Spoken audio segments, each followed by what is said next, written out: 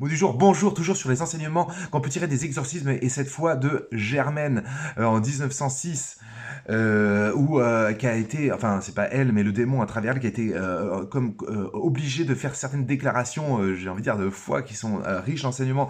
La dernière fois, le démon disait combien Jésus, dans le tabernacle, était présent et adoré par des foules d'anges qu'on ne voit pas, mais qui sont présents, notamment dans l'église.